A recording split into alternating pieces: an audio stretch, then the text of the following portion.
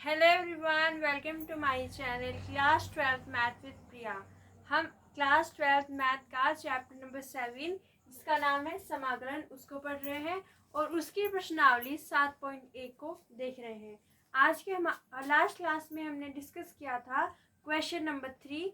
आज की क्लास में हम क्वेश्चन नंबर 4 को देखेंगे। तो देखिए हमारे पास क्वेश्चन क्या है। निम्नलिखित फलनों के प्रति अवकलज समाकलन निरीक्षण विधि द्वारा ज्ञात करें। तो प्रति अवकलज मतलब समाकलन। हमें समाकलन ज्ञात करना है और जो विधि हमें उपयोग करनी है वो है निरीक्षण विधि। निरीक्षण विधि हमने देखी हुई है। निरीक्षण विधि में निकालने के लिए हमें दिया गया है ax प्लस बी का होल स्क्वायर। तो इसका हमें समाकलन ज्ञात करना है निरीक्षण विधि से। तो एक बार रिकॉल कर लेते हैं कि निरीक्षण विधि क्या होती है। अगर आपके पास कोई फंक्शन है, कोई फलन है gx और इसका आपको समाकलन ज्ञात करना है, gx का समाकलन आपको ज्ञात करना है, तो आप क्या करोगे, कोई एक फलन fx का चयन करोगे और उसका चयन इस तरीके से करोगे कि अगर हम उसका अवकलन कर दें यानी कि d बाई डी एक्स कर दें तो वो किसके बराबर होना चाहिए, gx फलन के बराबर होना चाहिए। क्या कहा, ये जो gx है वो दिया हुआ फलन है, ठीक है, ये हमें क्वेश्चन में दिया हुआ है और इसका हमको क्या ज्ञात करना है, समाकलन ज्ञात करना है। तो हम क्या करेंगे, कोई एक फलन fx का चयन करेंगे और उसका चयन इस तरीके से करेंगे कि अगर हम उसका अवकलन कर दें तो हमारे पास gx मिलना चाहिए। यहाँ पे हमारे पास क्वेश्चन नंबर 4 में gx की जो वैल्यू है वो है ax प्लस बी का होल स्क्वायर। तो यहाँ पे हम लिखेंगे ax प्लस बी की घात 2, ठीक है। अब यहाँ पे आपको फलन fx का चयन करना है।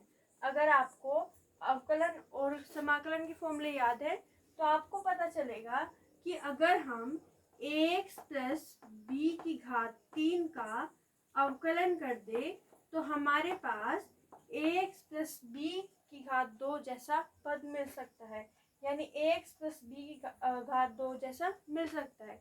तो किस तरीके से मिलेगा, देखिए यहाँ पे आप लिखोगे, यहाँ पे अगर हम अवकलन करें d by d x a x plus b की घात 3 का तो वो क्या होगा, अगर आप यहाँ पे नोटिस करोगे तो ये x की पावर n जैसा फॉर्मूला बनता है, ठीक है। x की पावर n का जो अवकलन होता है वो क्या होता है, d by d x of x की पावर n क्या होता है, n जो पावर है वो बाहर आ जाती है और x में से एक पावर कम हो जाती है, यानी कि आपके पास मिलता है n x की पावर n माइनस 1। तो हम यहाँ पे इसका ही उपयोग करेंगे। हम यहाँ पे जो पावर है, जो घात है, उसको आगे कर देंगे और यहाँ पे एक पावर कम कर देंगे। तो यहाँ पे आपको मिलेगा 3ax प्लस बी और उसकी घात कितनी हो जाएगी 3 माइनस 1, यानी कि आपको मिलेगा यहाँ पे 2। तो ये हमें मिला, लेकिन यहाँ पे फॉर्मूला जो हमने पढ़ा है वो x की पावर n का फॉर्मूला है और आपके पास है ax प्लस बी का ax प्लस बी। x की जगह पे क्या आ रहा है, ax प्लस बी आ रहा है। तो अगर आपके पास x की जगह पे कुछ और आता है तो आप क्या करते हो, श्रृंखला नियम का उपयोग करते हो।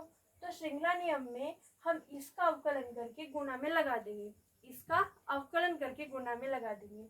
तो इसका अवकलन क्या होगा, अगर हम अवकलन निकालें ax प्लस बी का तो हम पहले क्या करेंगे, अवकलन को ax को और b को दे देंगे।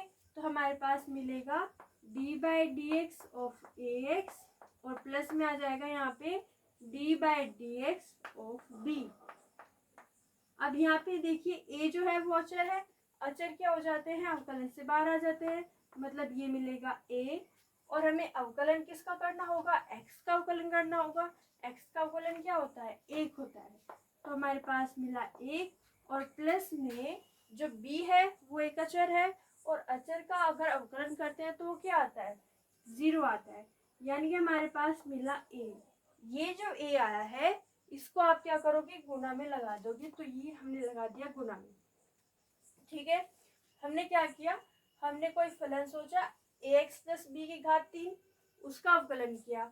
अवकलन के लिए हमने x की पावर n का फॉर्मूला यूज किया और वहां पे ax प्लस बी जो है वो x की जगह आ रहा था, तो हमने श्रृंखला नियम का उपयोग किया, चेन रूल का यूज किया। तो यहाँ पे इसका अवकलन निकाला, इसका अवकलन आया a, और उस a को हमने क्या किया, यहाँ पे गुणा में लगा दिया। अब हमें समाकलन निकालना था वो ax प्लस b की घात 2 का निकालना था, और यहाँ पे इसके साथ में 3 एंड a भी आ रहा है, तो उसको हम क्या करेंगे, यहाँ पे लेफ्ट हैंड साइड में ले जाएंगे। तो हमारे पास क्या मिलेगा, देखिए ये हो जाएगा 3a जो है वो इधर आ जाएगा, भाग में आ जाएगा, और d/dx चल रहा है आपके पास ax प्लस b की घात 3, और ये है आपके पास ax प्लस b की घात 2। हमने केवल 3 एंड a को इधर लेफ्ट हैंड साइड में ले गए। अब आप देखिए ये जो 1/3 है, 3a है, ये क्या है, अचर है। अचर क्या होते हैं, समाकलन से या अवकलन से बाहर भी आ जाते हैं और अंदर भी चले जाते हैं। तो अगर आपको दिया हुआ होता कि अगर आप अवकलन निकालिए 1/3a और क्या लिखा हुआ है यहाँ पे ax प्लस b की घात 3 का, तो आप क्या करते, इसको बाहर ले आते और आप इसको लिख देते 1/3a, और जो भी लिखा हुआ है d/dx। तो ये अगर बाहर है तो हम इसको अंदर भी ले जा सकते हैं, अगर ये अंदर है तो बाहर आ सकते हैं, अगर बाहर है तो अंदर भी ले जा सकते हैं। तो हम यहाँ पे लिखेंगे d/dx यानी अवकलन, और यहाँ पे क्या आ जाता है आपके पास 1/3a ax प्लस b की घात 3, और इधर आपके पास चल रहा है ax प्लस b की घात 2।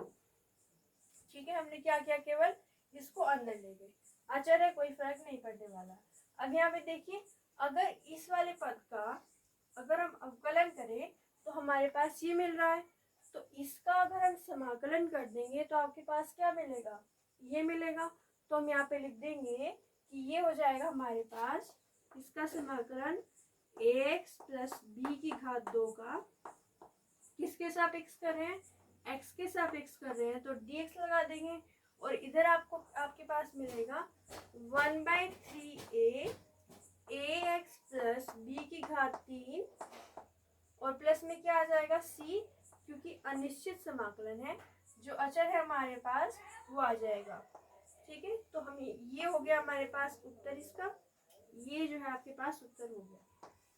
एक बार फिर से देखिए हमने किस तरीके से किया। हमने सबसे पहले फलन का चयन किया, फलन का चयन हमने किया तो हमें मिला ax प्लस b की घात 3, उसका हमने क्या निकाला, अवकलन 3ax प्लस b की घात 2 इंटू a। ये 3 एंड a कैसे आया, श्रृंखला नियम लगा के आया।